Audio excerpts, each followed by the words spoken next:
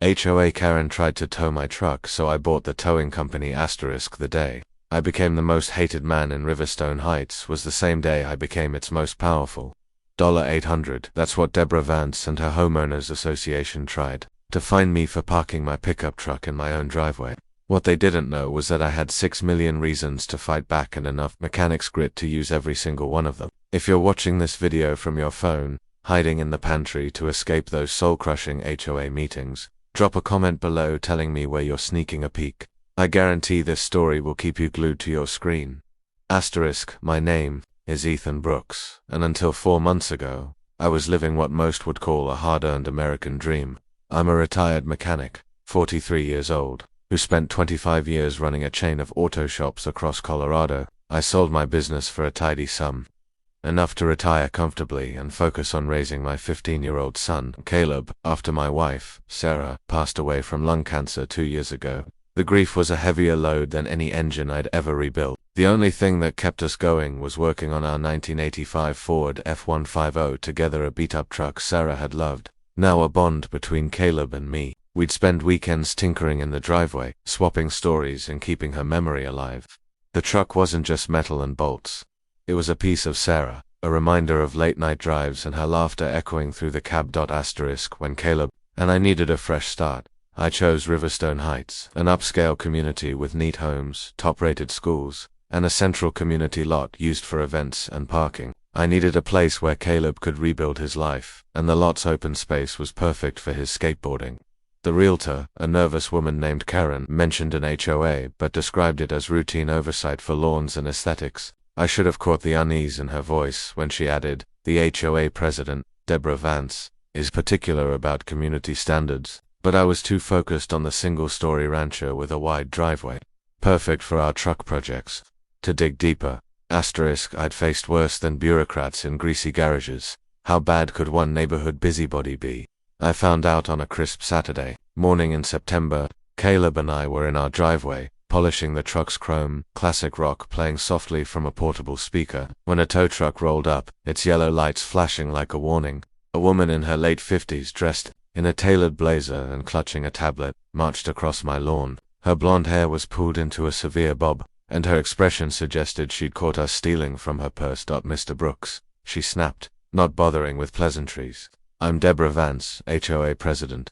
Your truck is in violation of our parking regulations. Commercial vehicles are prohibited in driveways. I've called Vance Towing to remove it, and you'll be fined $800. I set down my rag, keeping my cool despite the heat rising in my chest. "Good morning, Ms. Vance. I'm Ethan Brooks. We moved in 3 months ago. This is my personal truck, not commercial, and it's on my property." The realtor said driveways are private. Her eyes narrowed, scanning the truck's faded paint and toolbox in the bed. "The rules were updated last month. All residents were notified via email. This isn't a junkyard, Mr. Brooks." She tapped her tablet with a manicured nail, pulling up a document titled Parking Compliance Amendment, dated 5 weeks earlier. "I never got any email," I said, feeling Caleb tense beside me. "And calling a tow truck without warning, that's excessive." Deborah's smile was icy, her gaze lingering on Caleb, then me, with a hint of disdain. "Ignorance is no excuse. We have standards in Riverstone Heights. Not everyone wants to see this kind of vehicle while enjoying their morning walk. This is a refined community, not a mechanic's lot." The implication hit like a wrench to the gut. Our truck, our work, our presence was somehow beneath her vision of refined. "There's no way you're towing my truck," I said firmly, stepping in front of it. "Send me the fine details and the full regulations." Her lips pursed into a thin line. "You'll regret this, Mr. Brooks. Check your email, and don't expect special treatment just because you're new." She signaled the tow driver, burly guy who looked annoyed to be there, to stand down, then strode away, her heels sinking slightly into my grass. Caleb's voice shook as we packed up our tools. "Dad, why is she so mad about Mum's truck? We're not hurting anyone." His eyes were wet, and my heart sank. This was supposed to be our sanctuary, a place to heal after Sarah's death. Instead, we were being targeted for a truck that held her memory. "Some folks love power more than people, son," I said, pulling him into a hug. "But we're not letting them take her from us." Inside I was furious. That evening I checked My email, including spam and trash folders, no notification about the rule change. I started digging into the HOA and Deborah Vance, and what I found was a goldmine of corruption. Deborah had been HOA president for 10 years and owned Vance Realty, a firm specializing in Riverstone Heights properties. Her social media was a showcase of lavish events on the community lot, catered buffets, live jazz, and wine tastings, while she enforced draconian rules on everyone else. Buried in the HOA bylaws, I discovered the lot was a shared community asset not fully controlled by the HOA, leased from Apex Developments, the original builders. The lease was set to expire in 2 months, and the fine print revealed Apex retained ultimate ownership, with the HOA's access subject to renewal. At Apex's discretion, the next morning, I ran into a neighbor, Carla Nguyen, a retired accountant, walking her spaniel past my house. When I mentioned Deborah, she grimaced. "You've met our neighborhood queen," she said, shaking her head. "She rules with an iron fist. Most people just pay the fines and keep their heads down." Carla invited me for coffee and pulled out a folder stuffed with HOA complaints, selective enforcement, inflated fines, and properties sold at a loss after relentless violations, often scooped up by Deborah's real estate firm. She's been buying up homes through shell companies, Carla explained, flipping through property records. Families get hit with fines, $200 for a lawn ornament, $500 for a fence until they can't afford to stay. Then her LLCs swoop in, buy low, and flip for profit. And I've heard Apex Developments is in financial trouble. Deborah's eyeing the community lot for her next big score, probably luxury condos. This piqued my interest. As a mechanic, I knew how to spot a weak link in a system, and as a businessman, I knew distressed assets were ripe for acquisition. Over coffee, Carla introduced me to Javier Morales, a local lawyer who'd clashed with Deborah after she fined him $300 for unapproved porch furniture. Javier had been tracking HOA fines for years, and his spreadsheets revealed a chilling pattern. Newer residents, especially those with visible working-class markers like trucks or tool sheds, were cited at 3 times the rate of Deborah's allies. Properties sold under duress, often after fines piled up frequently, ended up with Deborah's LLCs, like River Investments or Pine Holdings, which were obscured but traceable to her firm. Her real estate operation is a machine, Javier said, showing me a deed from a home sold last year. She never buys directly. She uses proxies to hide her involvement, then flips the properties after minor renovations. And that tow truck? It's from Vance Towing, owned by her brother-in-law Carl Vance. The HOA's towing contract is exclusive to them, and every tow threat comes with a fine, funneling money to her family. I leaned back, processing the scope of her scheme. So, the truck ban isn't about aesthetics, it's about control. Exactly, Carla nodded. She's been tightening rules on the lot, banning unsightly activities like skateboarding or car shows, to make it look pristine for her deal with Apex. She's planning to buy the lot when the lease expires, claiming it's for community enhancements, but it's for her profit. I dug deeper that night, pulling public records and financial filings. Apex Developments was indeed struggling, having overextended on a failed retail park project during the pandemic. The community lot, valued at roughly $500,000, was one of their last unencumbered assets. Deborah was negotiating to buy it for her firm, not the HOA, with plans to restrict access and develop part of the land into high-end condos. Her sudden crackdown on trucks and other undesirable elements was a calculated move to polish the community's image for investors.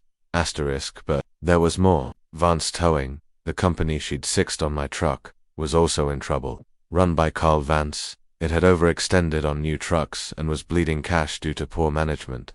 A quick call to a business broker friend confirmed the company was quietly on the market, valued at $1.2 million, but likely sellable for less if the offer was cash. This wasn't just about the lot. Deborah's entire operation relied on her family's towing muscle to enforce her rules. If I could control that, I'd have her by the throat. The next day, I called a meeting with Carla and Javier at a local diner, far from Riverstone Heights' prying eyes. "We're not just fighting fines," I said, laying out my plan. "Deborah's building an empire on harassment and fear. The lot's the prize, but the towing company's the weapon. I'm going to buy both." Carla's eyes widened. "You're serious? That's bold." I've rebuilt engines from scrap," I said, This is just a bigger machine, but I need allies. We need to know who's with us. Over the next week, we formed a quiet coalition of frustrated residents, meeting in secret libraries, coffee shops, even a neighbor's basement to avoid Deborah's informants. The stories poured in, each one more infuriating than the last. Maria Gonzalez, a high school teacher, was fined $400 for her kid's soccer ball rolling onto the community lot, while Deborah's friends parked golf carts there without issue. Raj Patel, a software engineer, got a $250 citation for his mailbox's non-compliant color after questioning Deborah at an HOA meeting. A single mum, Lisa Carter, was fined $600 for her noisy kids' bikes, despite them being quieter than the music at Deborah's lot parties. And Tom Jenkins, a retired welder, was hit with a $500 fine for a non-approved tool shed that had stood for a decade right after he refused to sell his home to one of Deborah's LLCs. The pattern was clear. Deborah targeted anyone who didn't fit her vision of Riverstone Heights, newcomers, working-class families, anyone who dared speak up. Her fines and tow threats were weapons to isolate and exhaust residents until they sold cheap, letting her firm profit. But her biggest mistake was coming after my truck, Sarah's truck. That wasn't just a violation, it was personal. I spent the next 2 weeks researching Deborah's finances. Her real estate firm, Vance Realty, was a house of cards, propped up by high-interest loans and a carefully curated image of success. She'd leveraged her properties to the hilt, banking on the lot deal to keep creditors at bay. If it fell through, she'd be financially ruined. Vance Towing was in even worse shape. Carl had taken out loans to buy new trucks, but mismanagement and a string of bad contracts had left him drowning in debt. The company was a cash cow for Deborah's enforcement, but it was also a weak link. I contacted Lisa Torres, a VP at Apex Developments, through a mutual business contact. Over a discreet lunch, she confirmed their desperation. Deborah offered $500,000 for the lot, payable over 18 months with a messy financing structure. Lisa said, sipping her coffee. We need cash yesterday to cover debts from a failed retail project. Our board's antsy. I leaned forward. I'll offer $550,000, all cash, closing in 7 days. Lisa's eyes lit up. That'll get our board's attention. But Deborah's got friends in the mayor's office. She fight dirty. I'm counting on it, I said with a grin. Next, I called my broker about Vance Towing. Carl was desperate, facing lawsuits from unpaid vendors. The company was valued at $1.2 million, but I offered $1.5 million, cash, through Brooks Ventures LLC, to keep my name off the deal. Carl jumped at it, too eager to save his skin to ask questions. Within days I had a preliminary agreement for the towing company, contingent on a quick audit, and Apex was reviewing my lot offer. As the deals progressed, Deborah turned up the heat. I received a barrage of fines, $200 for weedy grass mowed 2 days ago, $300 for unapproved porch chairs, $150 for my truck's non-compliant tire marks on the driveway.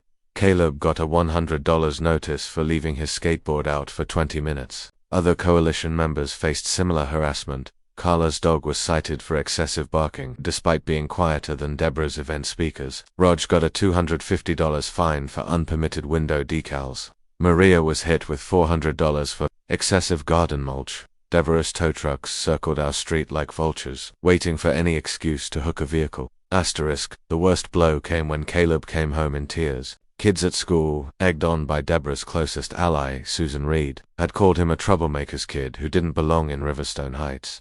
Susan's daughter, Brianna, had spread rumors that we were lowering property values with our junkyard truck. Caleb's voice broke as he asked, Dad, are we gonna have to move?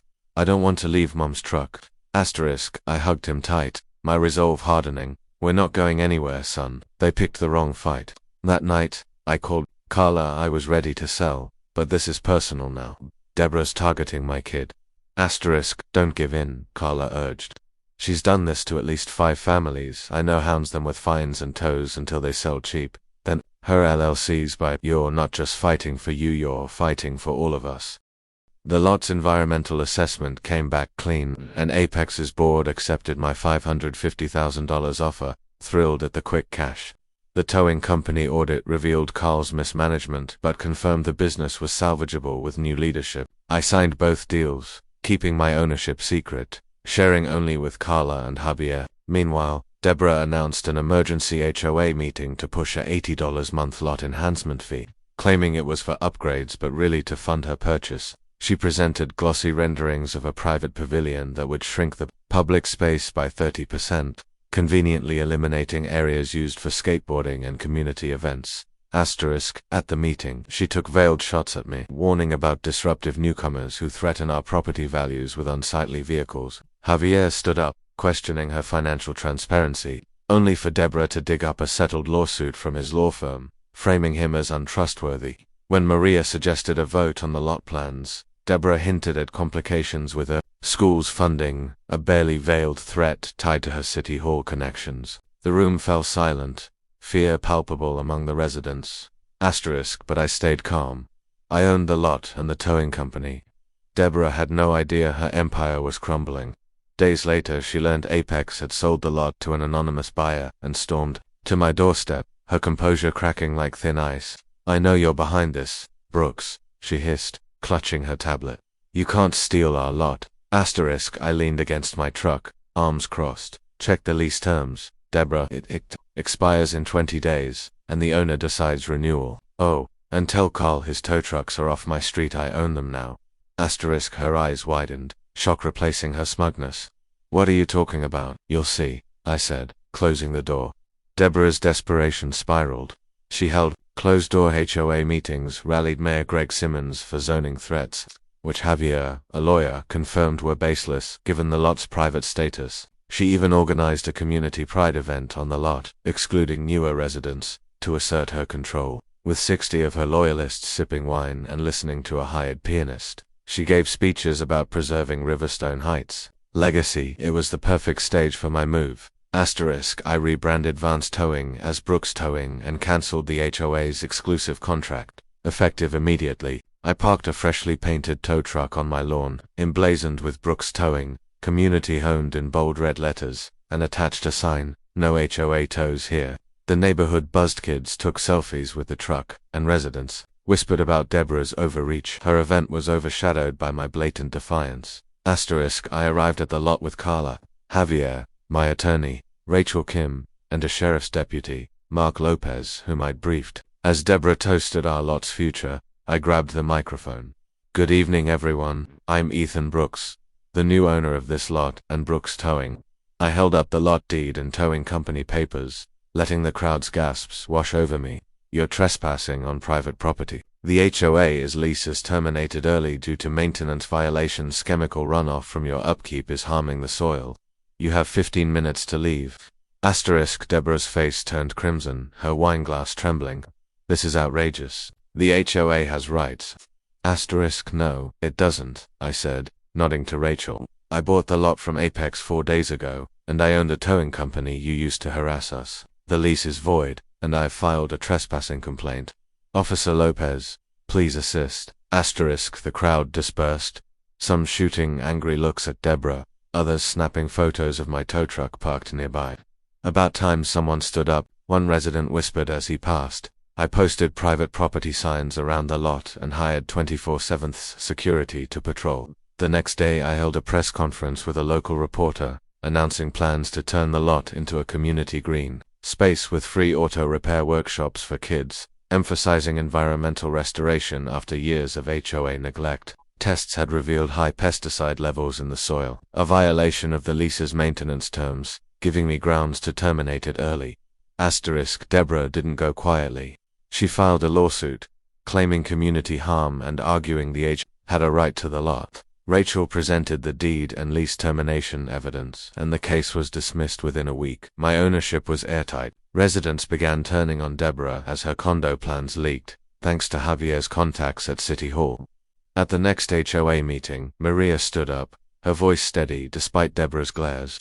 "Last year, the HOA spent $110,000 on lot improvements that only benefited 12 homes, all owned by Deborah's friends," she said, holding up financial records. Meanwhile, requests for a community playground were denied as too costly. Raj followed, revealing data on selective fines. In the past 3 years, 70% of fines targeted newcomers or minority homeowners, while Deborah's allies got 0 citations for similar violations. The room erupted in murmurs. and a vote to audit the HOA's finances passed 90 to 10. A landslide against Deborah's control. I upped the pressure. I announced that Brooks Towing would offer free tows for any resident facing unfair HOA enforcement, and the community lot would host free auto workshops for kids, except for children of current HOA board members, unless they resigned. Susan Reed, Deborah's right-hand woman, quit the board 3 days later, citing family priorities. 3 other board members followed within the week, their kids eager to join the workshops. Deborah's final mistake was her most desperate. My security cameras caught her and an ally, her cousin Linda Hayes, dumping herbicide near the lot's garden beds at 2 a.m., likely to fake contamination and bolster her lawsuit. I sent the footage to the sheriff, and Deborah was charged with criminal trespassing and attempted environmental contamination. The charges sent shockwaves through Riverstone Heights, and the local paper ran a front-page story. HOA president caught sabotaging community lot. Investigations snowballed. The sheriff's probe into Deborah's actions uncovered Vance Realty's shady deals using shell companies to buy homes after HOA harassment drove owners out. Her firm was bankrupt, bleeding cash to cover legal fees and loans. Her home went on the market, but no one would touch it. Her reputation now toxic. I'd quietly purchased the mortgage notes on 20% of Riverstone Heights homes, including Deborah. Through my banking contacts, I had no intention of foreclosing, but the leverage was a sledgehammer. I called a community meeting, inviting all residents except the remaining HOA board. Over 90 households packed my backyard, spilling onto the driveway where Sarah's truck gleamed under string lights. I laid out my plan, transferred the lot to a community trust with 3 conditions. First, a new HOA board with term limits and transparent elections. Second, a full review of regulations to ensure fairness. Third, an ethics committee to prevent abuses. Then, I dropped my final card. Many of you don't know, I said, pausing for effect, but I've purchased the mortgage notes on 20% of Riverstone Heights homes, including Deborah's, through my financial contacts. I'm offering refinancing at below market rates to every homeowner, but only if we fix this broken system. The crowd gasped, then cheered. Deborah's empire had crumbled, and the community saw her for what she was, a bully hiding behind rules. The vote to overhaul the HOA was unanimous, with residents chanting Sarah's Park as the new name for the lot, honoring my late wife. Maria Gonzalez was elected HOA president, promising transparent bylaws and a rotating ethics committee. I transferred the lot to the community trust, with legal protections ensuring perpetual access for all residents. Brooks Towing became a community asset, offering discounted services to residents and free tows for those facing predatory fines. Caleb and I hosted a Sarah's Park Auto Day, with families wrenching on cars and kids skateboarding on the lot. Laughter echoed as Caleb taught a neighbor's son to change a spark plug, his grin brighter than it had been in years. As we polished the F-150 that evening under the park's new solar lights, Caleb looked up. Mom would love this, Dad. Say you rebuilt the whole damn neighborhood. I ruffled his hair, my throat tight. She'd be proud of us both. Kid. A year later, Riverstone Heights was a model for HOA reform. Neighboring communities adopted our bylaws, and the local news ran features on Sarah's Park as a beacon of unity. Deborah faced multiple civil lawsuits from homeowners and moved away, her firm bankrupt and her home I declined a run for city council, despite residents urging, and instead started a scholarship in Sarah's name for kids who'd lost parents, funding auto shop classes to teach them skills and resilience. Sometimes, beating a bully isn't about crushing them, it's about rebuilding what they broke. I didn't just save my truck, I saved a community. If you're fighting an HOA tyrant, study the system, rally your allies, and hit where it hurts. You might just end up owning the game.